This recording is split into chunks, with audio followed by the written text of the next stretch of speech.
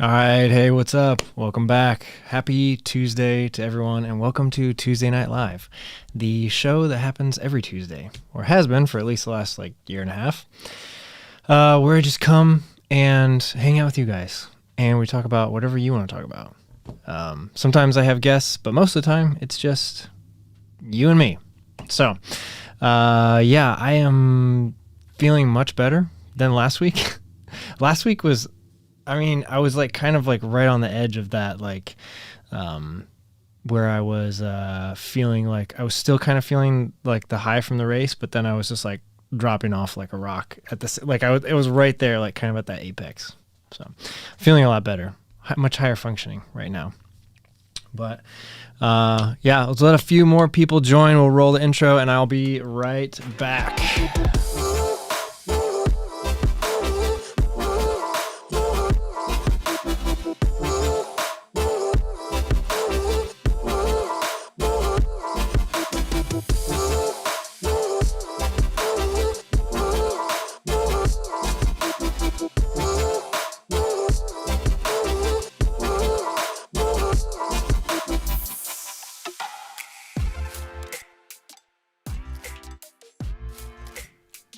All right.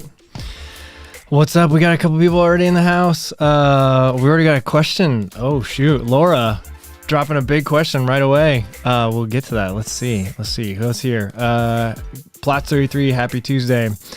Eduardo Sanchez. Hello, awesome people. What's up? I'm feeling like I'm getting a little bit of a lag here. Hopefully it's not, hopefully it's just my computer or something. But yeah, Joel Walters is here. Finished my first ultra event since 2 years ago this weekend. Nice. That's awesome. Hope it went well for you.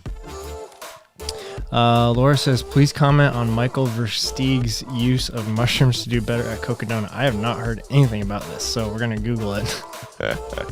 We can talk about that.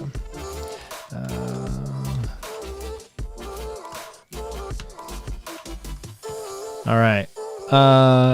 A Ventures is here. Howdy, friends from Salt Lake City. Let's rock and roll. Nice.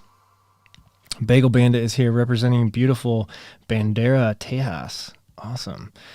Yeah, I don't know. I'm not finding anything on the internet about that, Laura, but if that's the case, that's a pretty interesting development in that. Hey, Josie's here. What's up? Make the best of what's still around. No lag. Awesome. That's good. I think it must have just been it's my software. I don't know. Sometimes Ecamm is doing really great. Sometimes it's who knows what's happening with it. But that's kind of with all software. But all right, Adam Tice is here. G'day from Brisbane, Australia. Awesome. Welcome. But yeah, thank you guys for joining. Like I said at the beginning, this is just your show. We take it wherever you want it to go. I did want to talk about a couple things that have to do with recovery, and just kind of give a couple shout outs to some gear that has been helping me. Yeah. I also want to look real quick here, a couple more comments. Rick is here. Hello from Central Ohio. Happy Tuesday. Chase the Summit. Dave, what's up? Come on, Ecamm. I don't think I've ever seen anyone spell come on like that. That's pretty clever, though. Nice.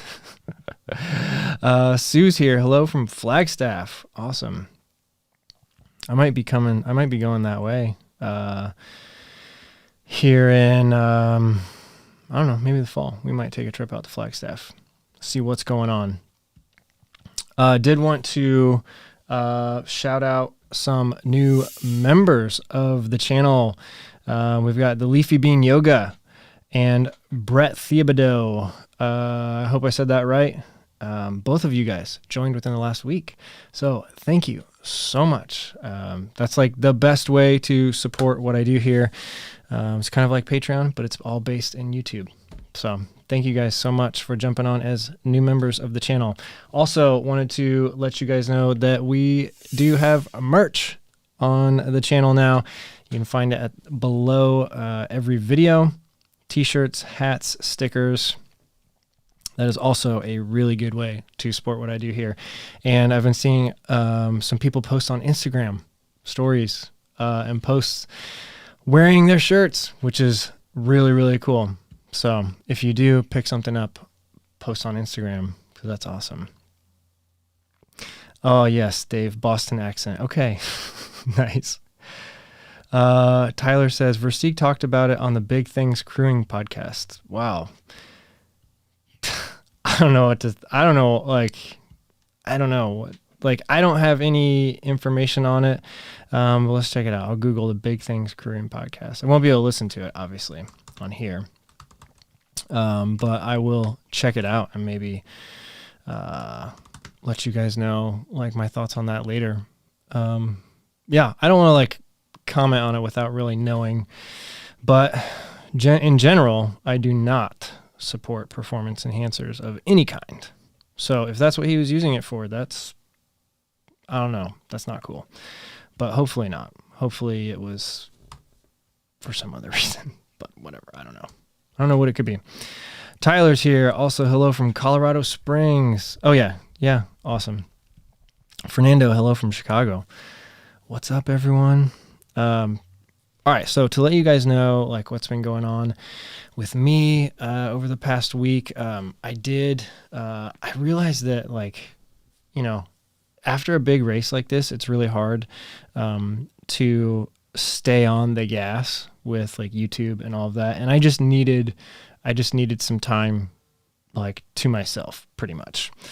Just needed to kind of just like take a step back and just kind of like chill out for like a week. So that's what I did. I kept, oh, what's up, Rick? What's that animation going to say? What did it say? Was that a new subscriber? Oh, new member. Rick, new member. Awesome. Thank you so much. Rick, thank you. That's awesome. Glad to have you. Thanks for clicking that button and supporting what I do here. But yeah, like, so the first, like the week after the race, like, I just needed to kind of like, just take some time. And, so I didn't really do anything with YouTube for about a week. I did the live show on Tuesday, but was just kind of, spending time like with family, just like reconnecting with just some other stuff, like watched a couple movies, like was playing a ton of guitar, just like needed to let my body and mind recover from an event like that. But yeah. Adam says, are we ever going to see a video of a day in the life of the Claytons featuring Mrs. Clayton and Junior Claytons? That's a good question. Probably not. I know that there's like this topic is really split. I feel like you either fall really hard one way or the other. And, me and my wife have decided that like, we're not going to put our kids on the internet, until they're old enough to make their own decisions. So that's just also something that I've decided with YouTube, is that it's just, like I know for a fact, like it's proven that, you put your family and stuff on and you can get a bigger audience and everything and get a lot more views and all that, but we've just chosen not to. So just a personal decision. No judgment towards anybody that does or doesn't. So yeah, I feel like it's really like you either fall one way or the other. Like there's not really many people that are kind of like in between. But yeah, it's just a day in the life. Like I could do that about myself. But yeah, as far as like family stuff on the internet, like we don't even like really post pictures of them. Like, I mean, I barely use Facebook. Like I use it like seldom, but we don't even post like pictures of kids on Facebook either. So I don't know. That probably sounds really weird to a lot of people. But yeah, it's just a decision we made. What's up? Christy Wiley's here. Hello from Pennsylvania. Awesome. Bagel Bandit. When are we going to hear guitar on the channel? Nice. I actually, in the video that I kind of recorded this afternoon, probably post it tomorrow. I do show off a couple of my guitars. but I didn't play them. I was actually thinking, and I will eventually. I need to get about the next like 10 or 15 videos out that are like scheduled on my channel here. But I really have been wanting to for a long time start a second channel all about music.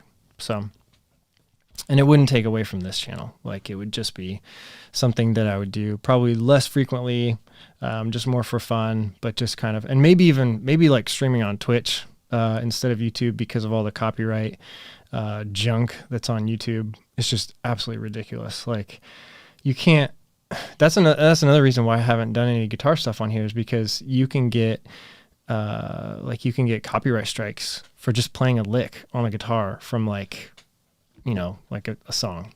Like, you can get copyright strike from that. It's ridiculous. And even like, as I'm going through like all the Cruel Jewel footage, it's really difficult to kind of like navigate that, because every single aid station we rolled into, like, they're blasting music. And so it's kind of like, well, either you can like risk it and hope that the automated YouTube system doesn't pick up that song from the background, like whatever was playing at the time, or you can cut it out, like put some other music on top of it. But I mean, this is like, like YouTube, like, I make money off this. And so like, if a video gets demonetized because there was music playing in the background at an aid station, like, that's just ridiculous. So that's another reason why I haven't really done like guitar stuff on here, is because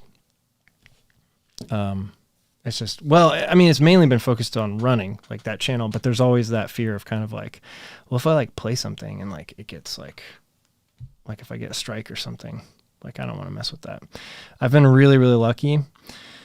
I pay for several different music services, and so I've only had problems maybe 5 times with videos that got demonetized because of just kind of like random stuff.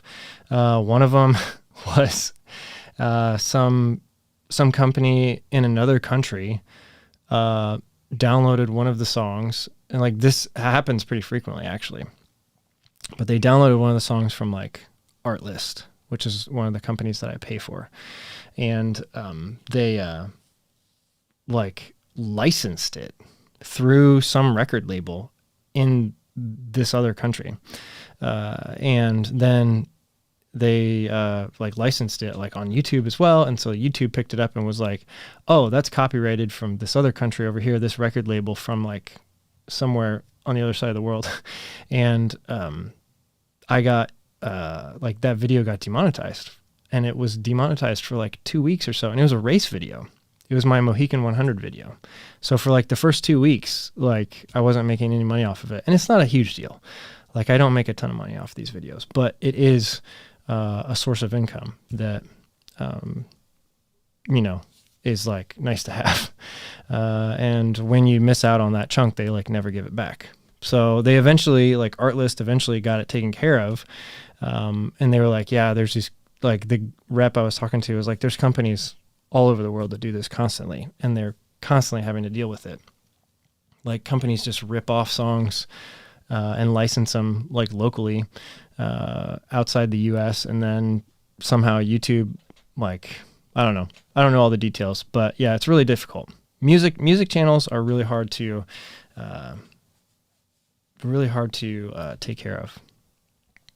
But yeah, eventually I'll do some music stuff, probably on a separate channel though. John Trullo says, wise choice about taking time off. I only ran 5 miles last week. Take it easy for the next week, man. Yeah.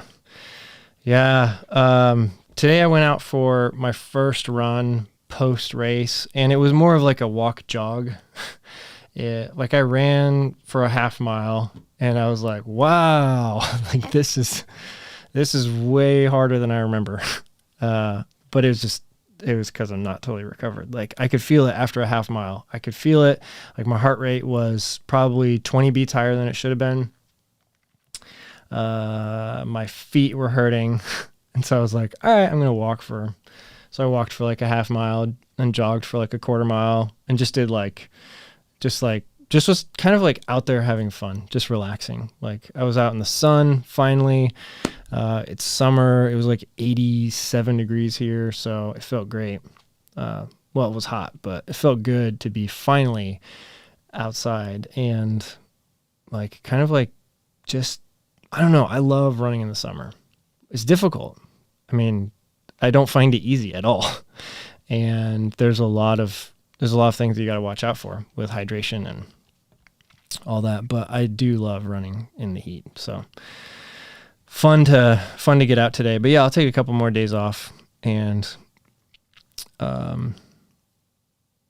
yeah. Oh, yes. Plots 33 says buckle cam. Absolutely. Yeah, we got that. I'll hook you up. There's a buckle cam. I moved around the I put the Cruel Jewel buckle in the back because it's the biggest. And so, yeah. I put that little extra light over there so you can see it. But yeah, those are the buckles. So, yeah, thanks for asking. Joel Walter says, any tech tees on your merch shop? No, I don't have any tech tees right now. I'm looking at different options because I don't have a good option for hats yet and stuff like that, like tech tees. Like I want, there's some other companies that I'm looking into, but it's kind of like, it's like a lot of work to make this happen. That's why not a whole lot of people do it. But yeah, I'm looking into like actually sourcing stuff from manufacturers as well, which is going to add a lot of extra work. But the quality of the products could go up. The t-shirts right now, the t-shirts and sweatshirts are great from Spring. Like they're really good. Like I picked like the highest quality t-shirt from the website and sweatshirt, and I like them a lot. Feedback I've gotten from other people has been really positive. But yeah, small selection right now. I am planning on, in a couple weeks, hopefully, having like a fresh design come out for summer. So we'll see how that goes. All right. Adam says, fully respect that, mate. My wife and I are the same. Cool. Yeah, it's good to hear. Make the best of what's around, still around. Did you finish Dune yet? Yes, I did. And it was great. Really looking forward to seeing that movie in the theaters in October. Like, I will go on opening day to go see Dune. That is for sure. I also want to go see Quiet Place 2 in a theater. I don't know when it comes out. Is it already out? I don't know. But I know it's coming out really soon if it's not already out. But yeah, that'd be cool. I'd love to go see that as like my first movie back in a theater. Or Dune, but that's in October. Like, I'll go see something in between now and then. What's up? James is here, late to the party from New Jersey. Thanks for joining. Bagel Bandit said, you mentioned instant coffee for running. Do you mix it up or just chew it? Asking for a friend. I would not recommend chewing it. I know someone that does. I heard a story of someone that does. But I've tried that before. Like, in college, we like did that as a dare. We poured coffee grounds in our mouth, and it was like a horrible experience. It sucked all the moisture out of your mouth instantly, and like you just started coughing. Like, so I don't know how, like, there's a friend that does it, and I don't know how she does it. But no, typically you just take that pack and you like dump it in some water, mix it up real quick, and drink it. But I actually didn't even use that during the race because the few aid stations that I really wanted coffee at, they had it. So it was great. There was actually one aid station. I don't even remember which one it was because it was the middle of the second night. But they actually had a Keurig there. So that was great. So I got some actually like decent coffee in the middle of the woods. Dave says, can we get the buckle cam on a slider? No, maybe if I start making some more money off this channel, I'll get a slider. James says, how'd you come up with your pacing plan for Cruel Jewel? Being within 1 hour of your planned time for a race like that long is pretty impressive. Let's see. The pacing plan I had, it was kind of just, honestly, what it was, my 40 hours was kind of like a shot in the dark, but it was based loosely off of looking through the past like 5 years of people's times. So I think that's a really good thing to do if you're going to a race that you've never been to before. And depending on kind of like where you typically fall in the like progression like of finishers, like if you're consistently top 10% or right there in the middle of the pack, or you're, fighting cutoffs and you're finishing, towards the end of the finishers, just kind of like going through a race year by year, just spending time and going through it. I also knew a few people that had done it before. Some people from Indiana that I knew that I've run with before. So I kind of also was like, okay, what do I think about where they fell? Like, how is that going to translate to my time? So I had that information to base it off of. And so it was really loosely just based on 40 hours. And then kind of broke that down a little bit further in this website called Ultra Pacer.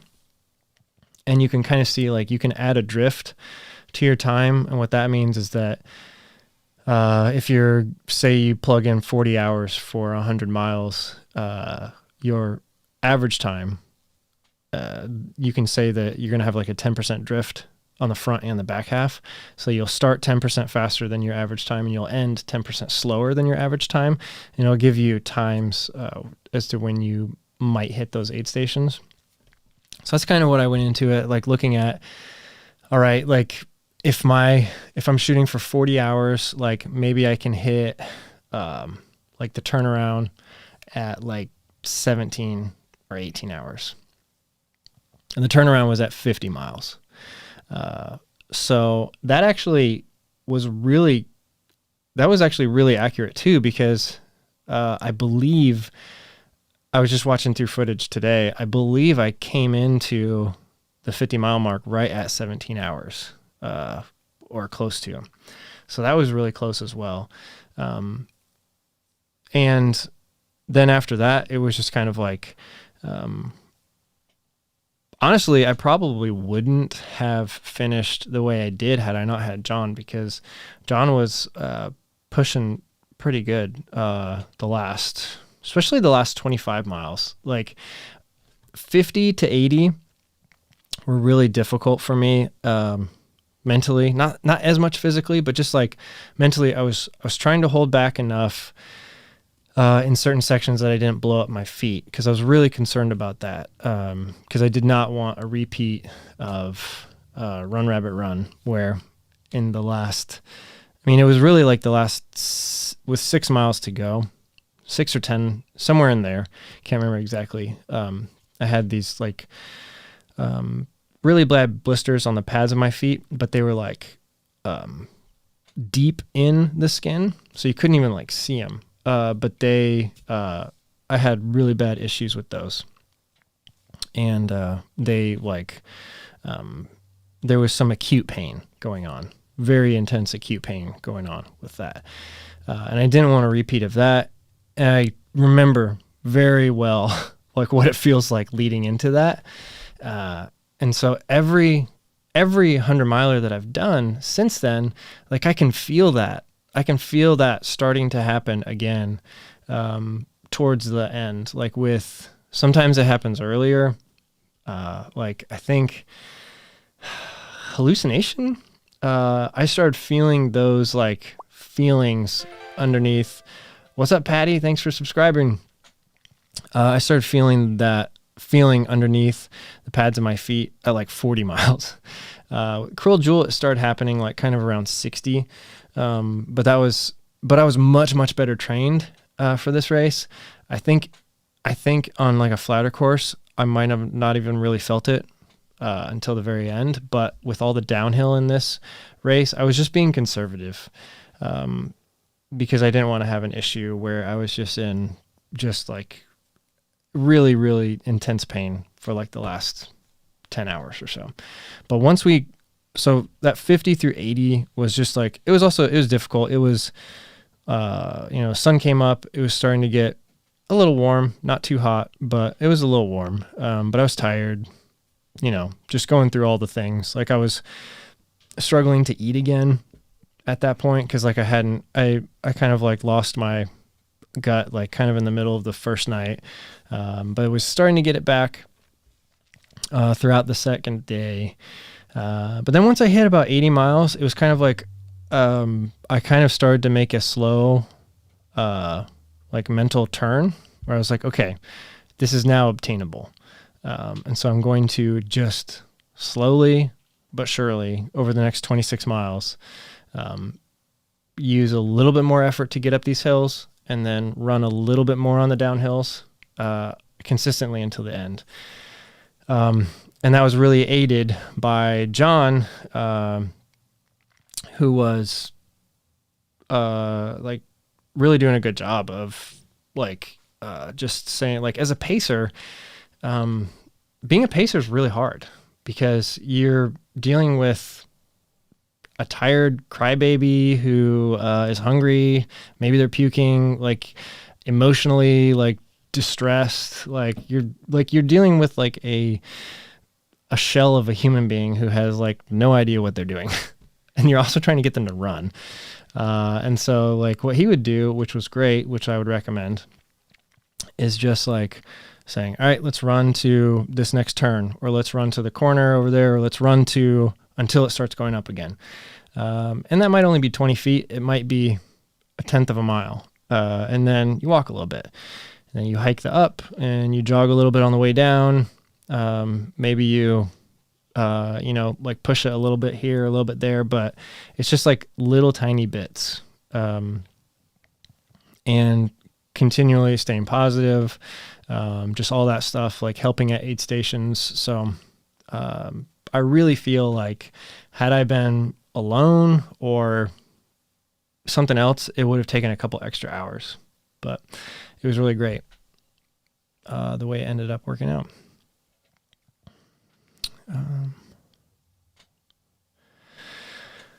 Let's see. Jeff says, how'd the new pack work out? You get your pull attachment figured out? Oh yeah, good question. Pack was great. I really liked the Salomon S, the Sense 5 Pro, is what it's called. I ended up going with the Quiver. Jeff and I were kind of like going back and forth. He was trying to help me, cause he, knows a lot more about Salomon stuff than I do. But he was like showing me how to attach the bungee cords like on the front to get your poles up front. Ended up just going with the Quiver, and I really only used it for like the first maybe 3 miles. I think at about 3 miles I pulled my poles out and then never collapsed them for the rest of the way. So right the first drop bag, or right the first time I saw John, which was mile 20, I just took the Quiver off of my pack and in the van. And I liked having it because I liked having the option of using it. It worked out really well. I think if I was doing a race that maybe had like maybe half that elevation, but there was maybe like 4, 5, 6 big climbs throughout the race, like maybe Run Rabbit Run or something, like that's a little bit, that race is set up a little bit differently to where there's a lot of runnable trail in between huge climbs. So for a race like that, I would probably use the Quiver again because I just really liked it. I like having the poles out of the way in the back, and it didn't bounce around much. I was able to kind of tighten them down. But yeah, they worked out well. It might not be great if you had to shove a whole lot of stuff in your pack. Like if you had to put raincoats and maybe a puffy or, like a ton of food. Like if you needed food for 20 miles or something, it might get in the way in that situation. You could probably sling it a little bit more on your side, but I had it across the back. And I really liked it. It worked out well. Yeah, thanks for the tips, Jeff. Bagel Bandit said there was a guy at the marathon I ran who did the entire race all road barefoot. Yeah, I know some crazy people like that. There's barefoot running. It's a thing. James says, great explanation. Really like the Ultra Pacer site since you recommended it a few live streams ago. I've been doing the same thing, trying to come up with target finish time. Yeah. Awesome. I think it's, it's always really, really hard because you have so much confidence going into these races and you're like, oh yeah, like 24, like maybe on a bad day, 26 or something, you have so much confidence going into these things. And then some of these races just like will kick your butt, but yeah, I think it's good to really look at how you typically fall in races. And then base it off that. And speaking of like ultra sign up, okay, I have a complaint. I don't like how they do the, and now this is the only time I'm going to complain about this because I don't even know if this is exactly how it works, but I think it is based off of what I was just looking at. But I think your percentage that they give you, which is like, I don't know. I think it's just kind of silly anyway, but it's based off of the finishers, which I think it should be based off of everyone that starts the race, in my opinion. Because if 200 people start a race and only 100 people finish, but you're the 100th person, technically you did really well because you finished that race and 100 people didn't. But your ultra pace or your ultra sign up percentage is going to be super low because you were at the bottom of the finishers. So I don't know. I don't know if that's exactly how it works, but I think that is based off of what I was looking at. Cause I think like there was like 180 people that started this race or something and like 120 something finished. I was like 78th and my ultra sign up score was like, it was super low. Like it was one of the lowest I ever had. I was like, seriously? I don't know. So I don't know how it works. I honestly don't really care that much, but it is kind of like, it's kind of like weird to look at. It was really high for one or two of my races, but Golden Deer Productions says, hey Ryan, running my first 50 in Maine this Saturday. How do you taper for ultras? That's a good question. So with a taper, the most important thing is that you're showing up to the start line feeling fresh. And so however you can get to that point is how you should do it. There are some ways that people recommend. There are some ways that work for professional athletes better than amateur athletes. What's up? Audra Yvonne, super sticker. Shiba dog raising an arm to greet someone asking, how's it going? Awesome. Thank you so much for that super sticker, Audra. That means a lot. What was I talking about? Oh yeah, how do you taper? Golden Deer Productions. So the general advice is to increase your recovery time, but increase your recovery time and decrease the amount of work you're putting on your body.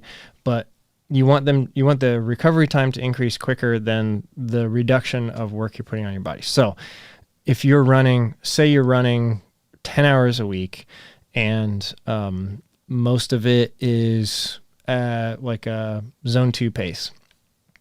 Well, and you do a 2-week taper, what you want to do is start decreasing your volume so that you can increase your recovery time. So maybe that 2 weeks out, you decrease it to 7 hours. And then the week of the race, maybe you decrease it to 3 hours of actual work so that your recovery time can increase.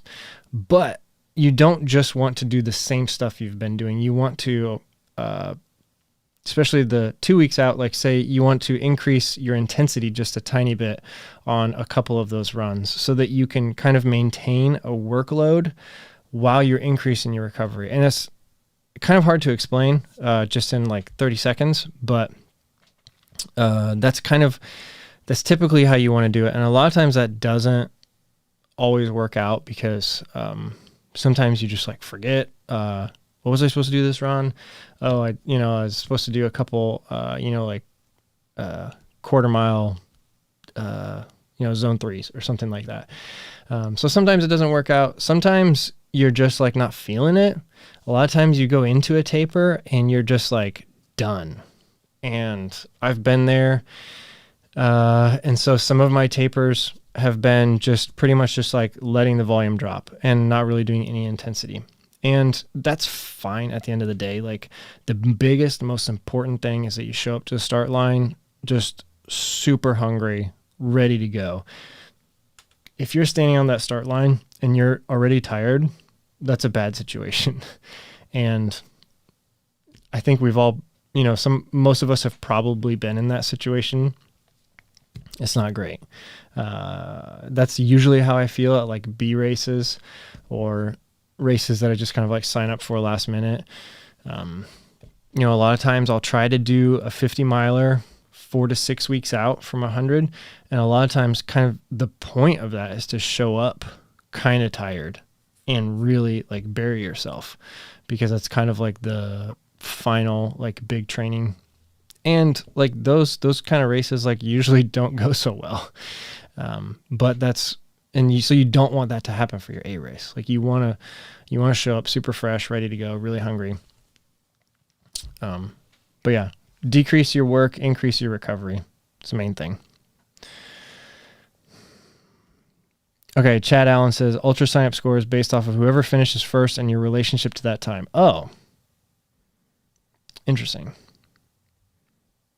I thought it was based off of where you fell in the finishers, but that makes more sense, actually.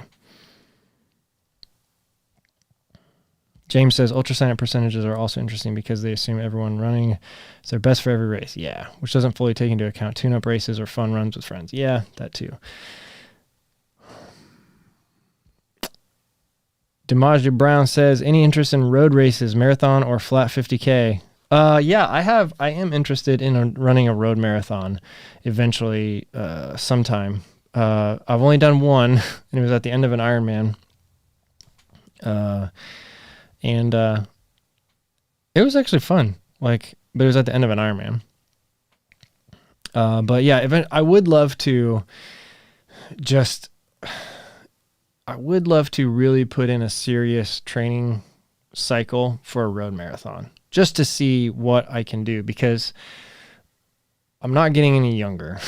And I think, when I'm like 60 or 70 years old, I probably regret not knowing what I could have ran a marathon at.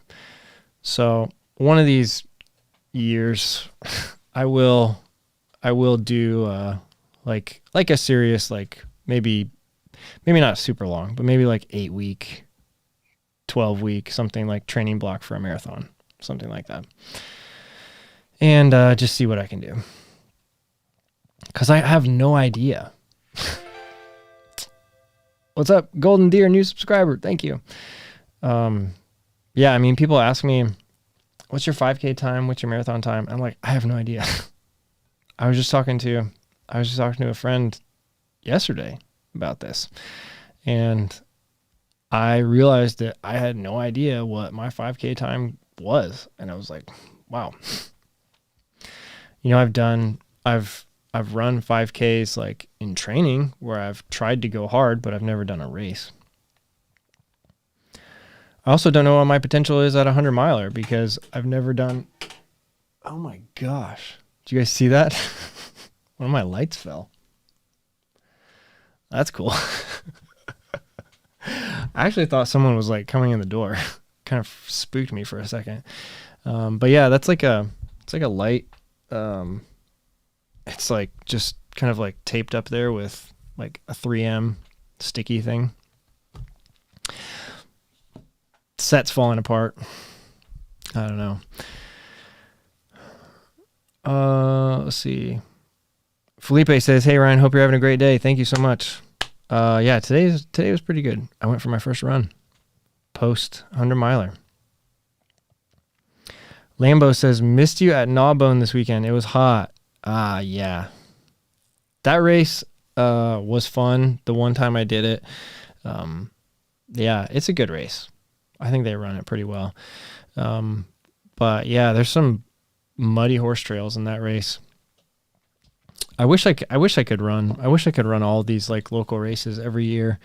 But I can't. I mean, like next week there's like a 15K going on in Brown County, and I was like, I want to do that. And also, just talking to other Indiana people, like there's a 12-hour race coming up. That sounds really fun, but I'm not going to be able to jump into that because I'm still just recovering from Cruel Jewel.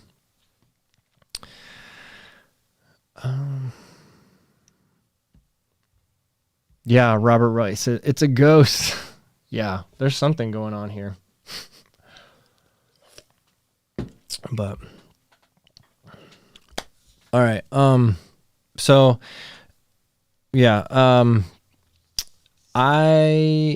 one thing that I am really excited about going on is getting kind of like jumping back into some like vert training, like real quick, just over the next couple of weeks, because I'll be headed out to Western States in a couple of weeks, which is very, very, very exciting.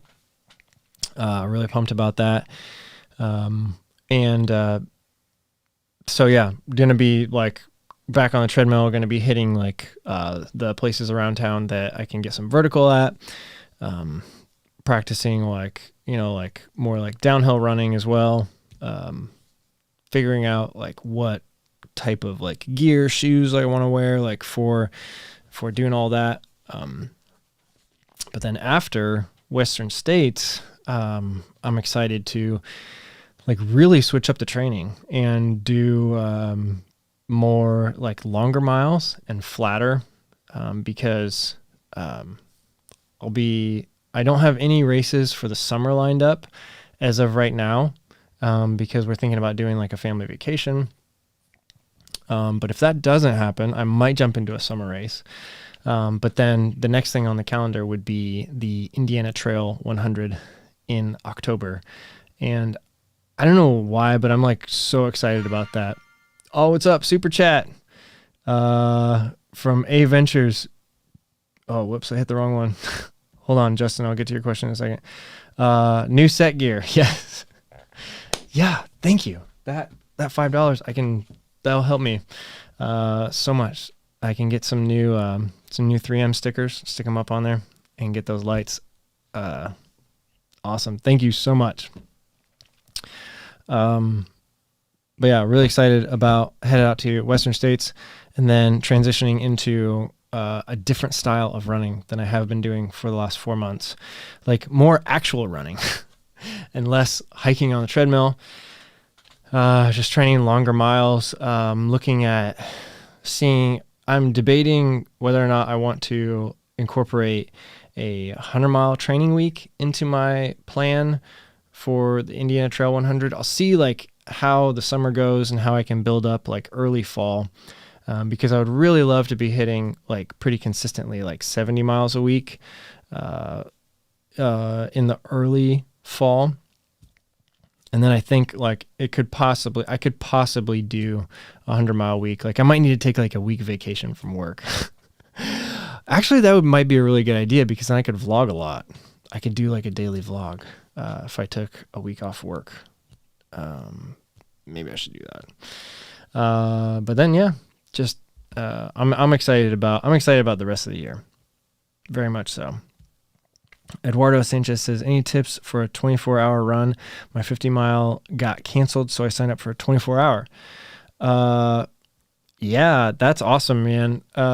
Going from 50 mile to 24 hours is going to be a big difference. But I would just say, like, just keep it chill. Like, just especially for a 24-hour race, you're probably going to have some sort of like permanent aid station set up for yourself, maybe a tent, something like that, or your car, and just take time if you need it. Like, don't quit early. If you need to take an hour nap, take an hour nap. Like, we were even talking about that during Cruel Jewel. Like, I never felt like I needed to take a nap or anything like that, but there were some people that we were kind of around, that we were talking to, and I remember like John was, I think, unless this was like a hallucination or something, but I feel like John was like telling somebody, dude, just like at the next aid station, like just sleep for an hour or something, and you still have like 10 hours to finish this race. You have like 10 hours to go like 10 miles. Like just take an hour or two nap. But definitely in a 24-hour race, like if you're feeling like quitting, just take a nap or just sit and, eat a whole meal. That would be my advice. Don't quit until 24 hours is over. Justin B says, will you be going to Leadville? No, I won't. I would love to.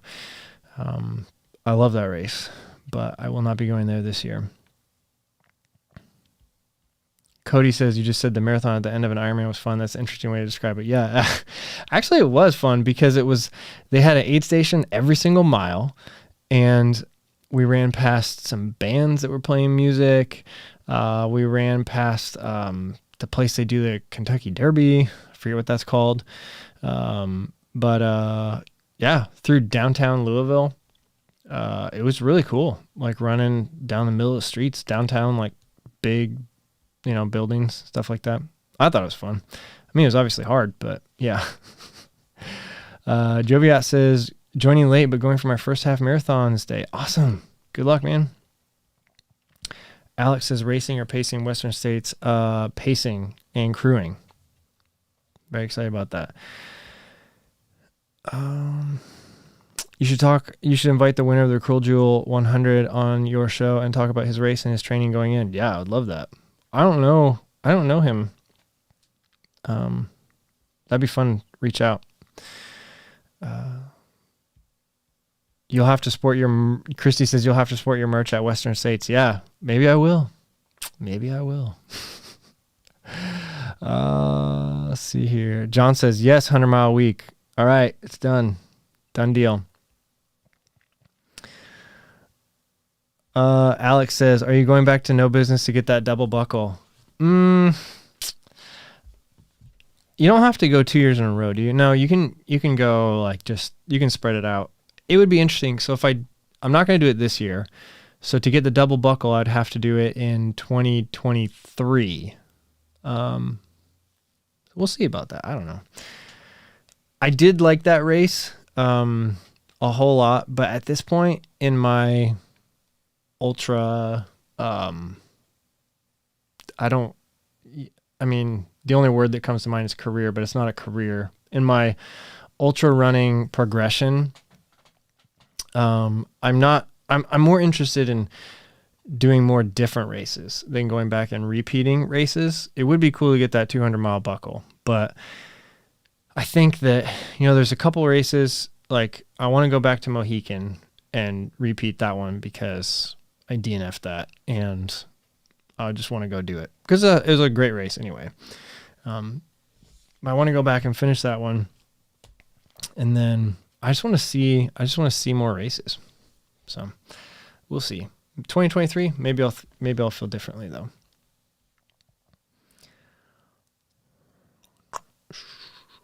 Bunch of people talking about Western States. Mango Runner says, when's your next big race goal? My next big goal would be for Indiana Trail 100 in October. What's up? Super chat, Laura Bellman. Thank you so much for 3M tape. Yes. Nice. All right. Well, we got to repair that now.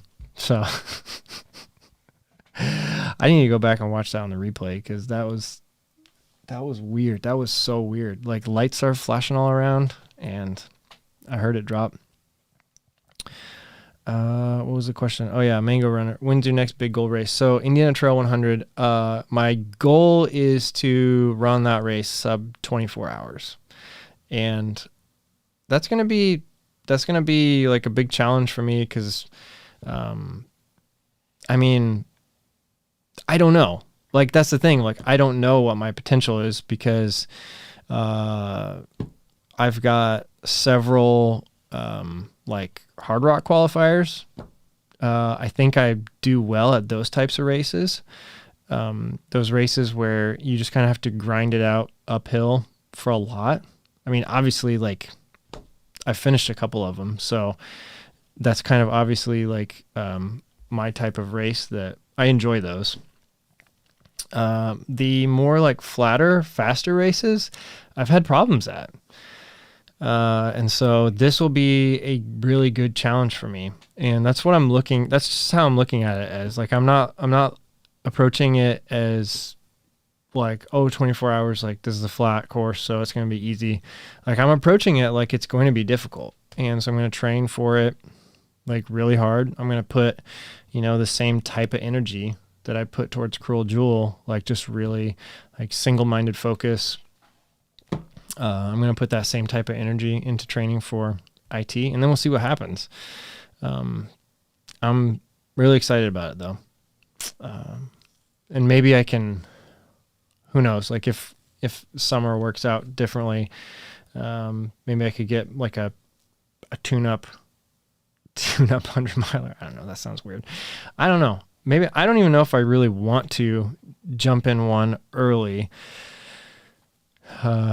Maybe just like totally go for October at the IT. We'll see. John says, I'll pace you from the start, LOL. Yes. I might just like try to hold on your heels from the start. We'll have to see about that. Yeah, because you're gonna be like probably going for like sub 20 or something. But yeah, that'd be awesome.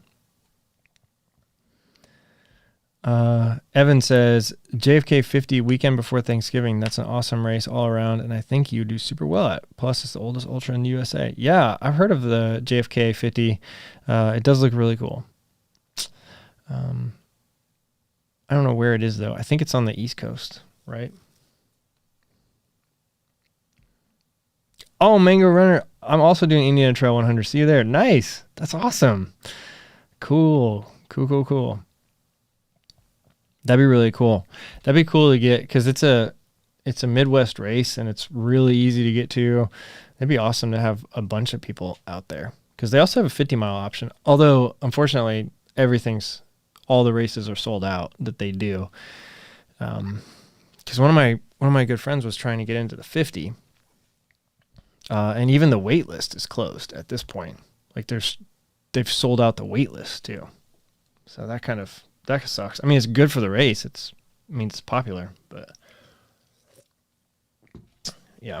And I don't think they will open up more spots. That's kind of like, a pet peeve of mine when, races will sell out and then just like magically open up more spots. And it's like, okay, like great. It's fine that more people are going to get to do this race, but you better be like investing more money into those aid stations, like, and trail maintenance and making sure that, I don't know, because like, and that was like my experience at Kettle a couple years ago. It was like new race owners, the race had been getting more and more popular over the years, and it sold out in like a day. And then like a week later, they just added like 50 spots. And then like another week later, they added like 25 more spots. And so it went from like 200 to like almost 300 100-mile runners. And it was just like, when you like increase capacity like that, like you're really putting a lot of stress on the race. And I personally wasn't a fan of it because, like if you know about the race and you sign up on time, and you're expecting like a certain level of food and drink at aid stations, and I mean, it ended up being fine. Like most of the aid stations were pretty big, but there was just so many people at the start of that race. It was like the biggest 100-miler I've been in, I think. And it was just like a mass of people for like 20 miles. I couldn't get out of it.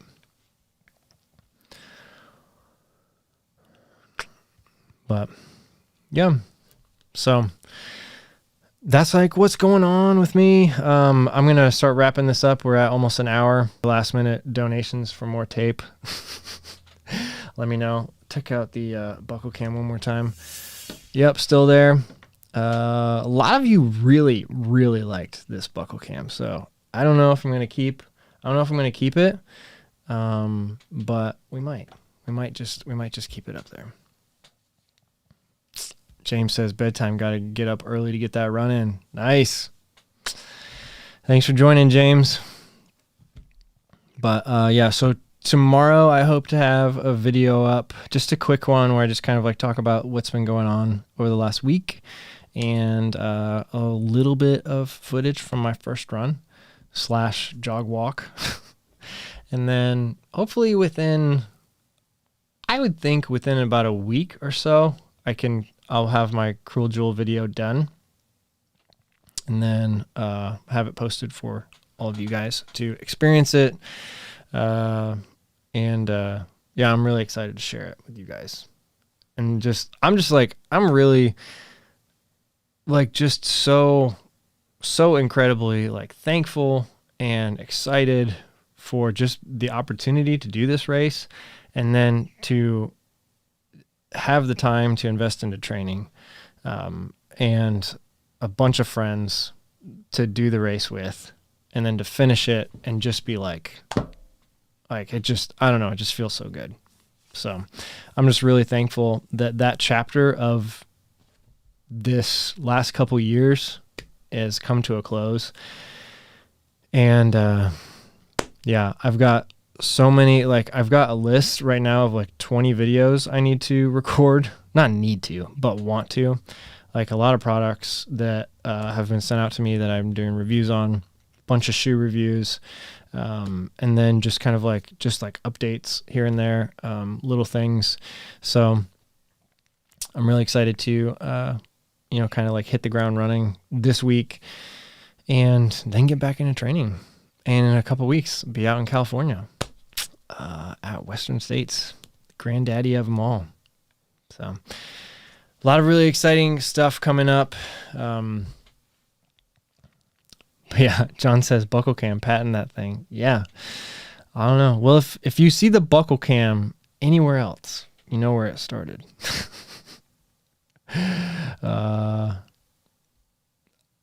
Oh, it looks like one I missed. Alex Robert says, tell us how awesome the Enduro is. And yes, it's very awesome.